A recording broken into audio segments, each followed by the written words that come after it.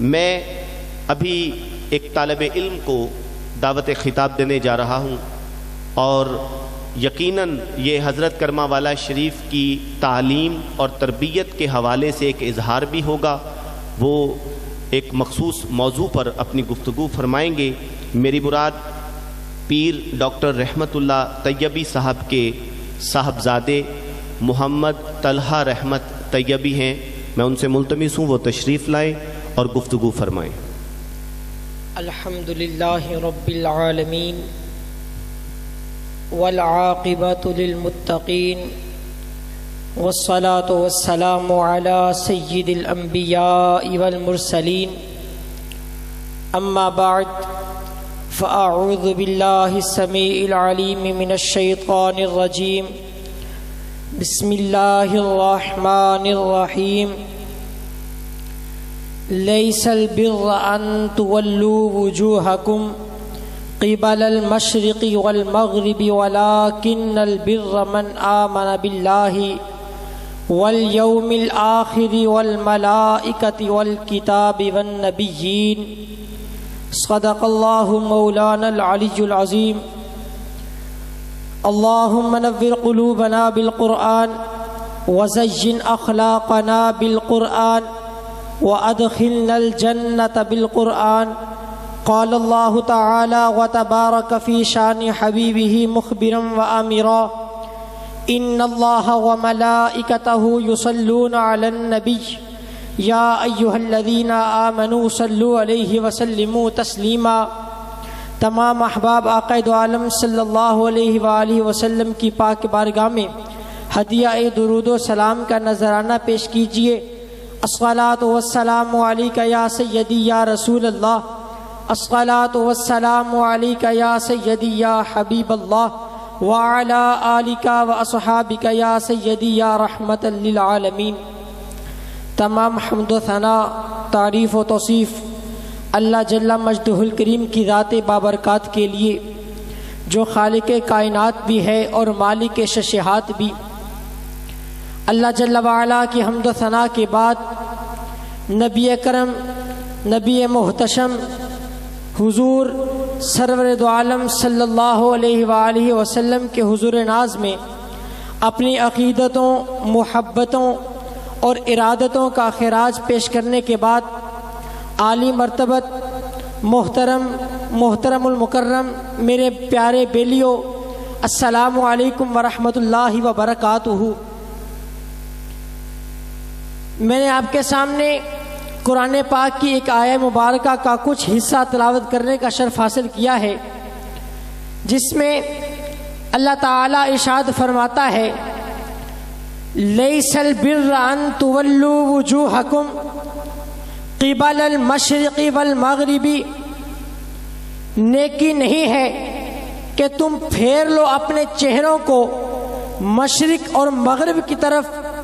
वलाकिन्नल बिर्रा, और लेकिन नेकी ये है मन आमन बिल्लाहि, तुम ईमान लाओ अल्लाह पर, बिल्लाहि वल यौमिल आखिरी, और आखिरत के दिन पर, वल मलाइकती, और मलाइका पर, वल किताबी, और किताबों पर, वन नबिय्यीन, और नबियों पर। सामीन दी वक़ार हज़रत सैयदना अबू हुरैरा रदियल्लाहु ताला अन्हो से मरवी है कि हुजूर अकरम सल्लल्लाहु ताला अलैहि वालिहि वसल्लम का इरशाद गिरामी है। आप फरमाते हैं कि अल्लाह ताला क़यामत के दिन एक इंसान से कहेगा, ए इब्ने आदम, मैं एक दिन बीमार हो गया था, लेकिन तूने मेरी बीमार पुरसी नहीं की। वो आदमी 10 बरसा अर्ज़ करेगा, या रब्बल आलमीन, तू खालिक कायनात है, तू मालिक कायनात है। या रब्बल आलमीन, दुनिया में जब कोई इंसान बीमार हो जाता था, या रब्बल आलमीन, हम तेरी बारगाह में अर्ज करते थे, या रब्बल आलमीन, तो उसको शिफा दे देता था। तो वो बंदा कहेगा, या रब्बल आलमीन, ये मेरी बात तेरी समझ में नहीं आई। मेरा रब कहेगा, ए इब्ने आदम, फलां वक़्त को याद कर मेरा एक बंदा बीमार हो गया था, लेकिन तूने उसकी बीमार पुरसी नहीं की। अगर तू उसकी बीमार पुरसी कर लेता तो तुम मुझको वहां पर पाते। ये है जो है वो अल्लाह ताला की मखलूक के साथ प्यार। फिर एक और मुकाम पर, इसी मुकाम पर अल्लाह ताला फरमाता है, एक और आदमी से कहेगा, ए इब्ने आदम, मैंने फुला वक्त में तुझसे खाना मांगा था, लेकिन तूने मुझको खाना नहीं दिया। वो बंदा अर्ज करेगा, या रब्बल आलमीन, तू रहमान है, तू करीम है। या रब्बल आलमीन, दुनिया में जो लोग बेरोजगार थे, या रब्बल आलमीन तेरी बारगाह में दस्ते सवाल अर्ज करते थे, तू या अल्लाह उनको रोजी देता था। या अल्लाह ये सवाल मेरी जो है समझ में नहीं आया। अल्लाह ताला इरशाद फरमाएगा, ए इब्ने आदम, फला वक्त में एक आदमी तेरे घर पर आया था, तेरे दरवाजे पर आया था, उसने मेरे नाम पर सवाल किया था कि मुझे अल्लाह के नाम पर कुछ दे, लेकिन तूने उसको कुछ नहीं दिया। फरमाता है, अल्लाह ताला फरमाएगा, ए इब्ने आदम, अगर तू उस इंसान को मेरे नाम पर दे देता तो वहां पर तू मुझको पाता, गोया तू मुझको वहां पर खाना देता। फिर एक और हदीस अल्लाह हुज़ूर पाक सल्लल्लाहु तआला अलैहि वसल्लम फरमाते हैं, अल खल्क़ु अयालुल्लाहि फ़अहब्बल खल्क़ इलल्लाहि मिन अहसन इला अयालिही। सरकार फरमाते हैं कि सारी मखलूक अल्लाह ताला का कुंबा है, सारी मखलूक अल्लाह ताला का कुंबा है। अल्लाह ताला के नजदीक सबसे बेहतरीन इंसान वो है जो उसकी मखलूक के साथ अच्छा है।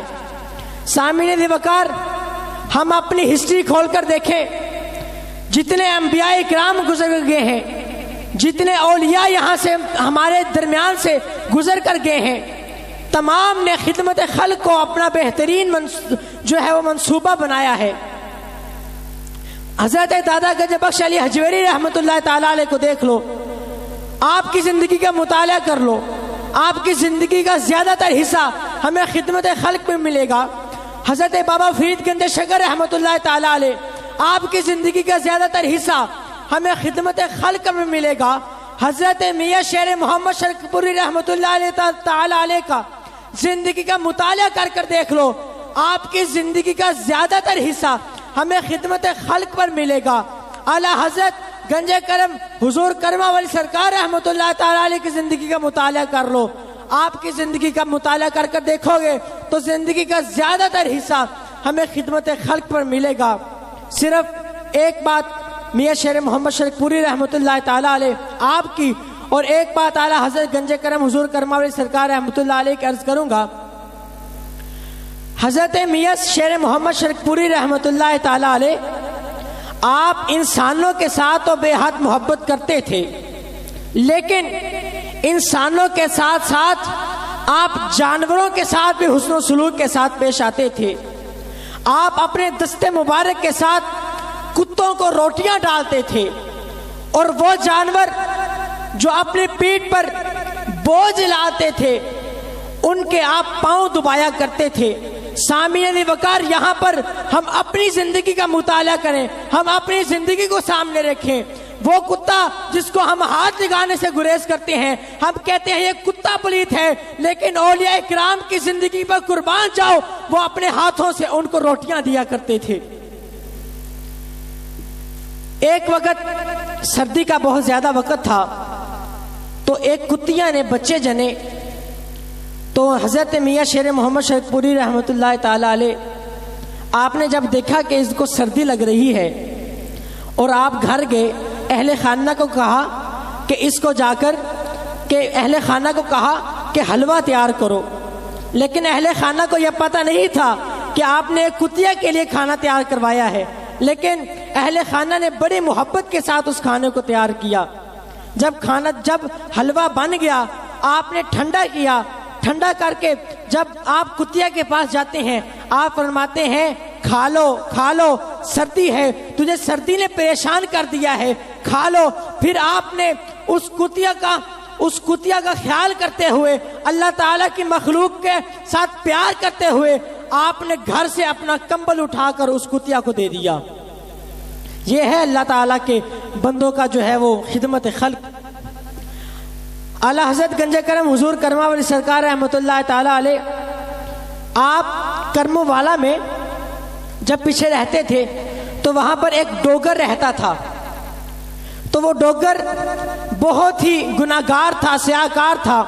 लोग उसके गुनाहों की वजह से उसे नफरत करते थे, लेकिन वो डोगर खुद कहता था कि अगर जब मैं मर जाऊं तो मेरे गुनाहों की वजह से मेरे कब्र से आग के शोले निकलेंगे। एक दिन वो डोगर फौत हो गया। लोगों ने नफरत का इजहार करते हुए उसको छोड़ दिया, ना उसका नमाज जनाजा पढ़ा, ना उसको दफन किया, ना उसका तदफीन का इंतजाम किया। जब आला हज़रत गंजे करम हुजूर करमा वाली सरकार रहमतुल्लाह ताला अलैह को पता चला तो आपने फरमाया, बेलियो डोगर फौत हो गया है, उसके कफन दफन का इंतजाम भी करना है और उसको हमने उसका नमाज जनाजा भी पढ़ना है। लोग कहते हैं कि हुजूर वो बहुत गुनाहगार था, लेकिन आप फरमाते हैं कि वो अल्लाह ताला की बारगाह में इतना मकबूल हो गया है, इतना मकबूल हो गया है। फरमाया हुजूर उसका अमल क्या था? आप फरमाते हैं कि वो हर जुमेरात को अपने घर में खाना पकाता और उस खाने पर हुजूर की महफिल मिलाद को सजाया करता था। अल्लाह ताला ने उसका अमल यह कबूल कर लिया है। सामईन दिवकार, अल्लाह ताला का लाख लाख शुक्र है, आपको पीर सनाउल्लाह साहब ने ये बात बता दी है कि अल्हम्दुलिल्लाह मैं पीर तरीक़त डॉक्टर रहमतुल्लाह तैयबी साहब का बेटा हूँ और मेरा दरसे नज़ामी का ये पहला साल है। दरसे नज़ामी का ये मेरे पहला साल है और ये मेरे वालिदैन की और आला हज़रत गंजे करम हुजूर करमा वाले सरकार रहमतुल्लाह अलैह का नजर करम है। और मुझे अभी यहाँ पर 4 महीने हुए आए को। आपने ये रिजल्ट देख लिया है। सामईन वकार, मैंने अपनी आंखों से ये देखा है, जो लोग दौरा हदीस कर कर यहाँ पर स्टेज पर आते हैं, लेकिन जब वो आते हैं तो उनकी टांगे कांपती हैं। लेकिन अल्हम्दुलिल्लाह ये आला हज़रत गंजे करम हुजूर करमा वाली सरकार रहमतुल्लाह ताला अलैह का करम है कि अल्हम्दुलिल्लाह अभी 4 माह हुए हैं, लेकिन अल्हम्दुलिल्लाह मैं आपके सामने खड़ा हूँ। ये मेरे हज़रत साहब का करम है। और बेलियो मैं आपके सामने भी अर्ज करता हूँ, अब मैट्रिक के इम्तिहान 3 मार्च को शुरू हो रहे हैं। जो लोग जिन बेलियों के बेटे जो हैं वो मैट्रिक का इम्तिहान पास कर रहे हैं, मैं उनसे गुजारिश करता हूं कि वो अपने बच्चों को यूनिवर्सिटी में दाखिल करें। मेरे पापा जी हुजूर तो अपने बेलियों पर इतने मेहरबान हैं, यार आप दूसरे मदारस में जाकर देख लें, वहां पर आपको खाने की फीस भी देना पड़ेगी, आपको हॉस्टल की फीस भी देना पड़ेगी, आपको तालीम की फीस भी देना पड़ेगी। लेकिन मैं अपने पापा जी हुजूर पर कुर्बान जाऊं, आप जो है वो अपने बेलियों के बच्चों के लिए उनके मुस्तकबल का ख्याल करते हुए आपने तालीम भी फ्री कर दी, आपने तरबियत का भी एहतमाम कर दिया और आपने खाना भी फ्री कर दिया और हॉस्टल भी फ्री कर दिया। और दूसरी बात सबसे बड़ी कि सामईन वकार, दूसरे मदारस में जाकर देख ले, वहां पर सिर्फ 2 टाइम का खाना दिया जाता है। लेकिन मेरे बाबा जी हुजूर का करम है और आला हज़रत गंजे करम हुजूर करमा वाली सरकार रहमतुल्लाह अलैह का ये लंगर है कि आपका 3 टाइम पर हमें खाना भी मिलता है। और दूसरी सबसे बड़ी बात यह है कि आप मदारस में चल जाए, वहां पर लाइनों में जाकर आपको खाना दिया जाएगा, 2-2 रोटियां दी जाएंगी। लेकिन मेरे आला हज़रत गंजे करम हुजूर करमा वाली सरकार के आस्थाने पर जब आप आओगे तो सुन्नत के मुताबिक आप अपने बच्चों को भी ढाले पाओगे और सुन्नत के मुताबिक खाना भी देखोगे। इंशाअल्लाह अल्लाह ताला हम सब का हामी और नासिर हो। और मैं फिर गुजारिश करता हूँ अपने बेलियों से कि बेलियों, ये यूनिवर्सिटी मेरे बाबा जी हुजूर ने अपने बेलियों के बच्चों के लिए बनाई है। अगर हमने यहाँ पर दाखिल करेंगे और कौन करवाएगा? 10 मार्च से दाखिले जो है वो शुरू हो रहे हैं। यूनिवर्सिटी यहाँ पर कैंप लगा हुआ है। जो लोग अपने बच्चों को दाखिल करवाना चाहें वो वहाँ पर राब्ता कर लें। अल्लाह ताला से दुआ है कि अल्लाह ताला हम सब का हामी और नासिर हो और आला हज़रत गंजे करम हुजूर करमा वाली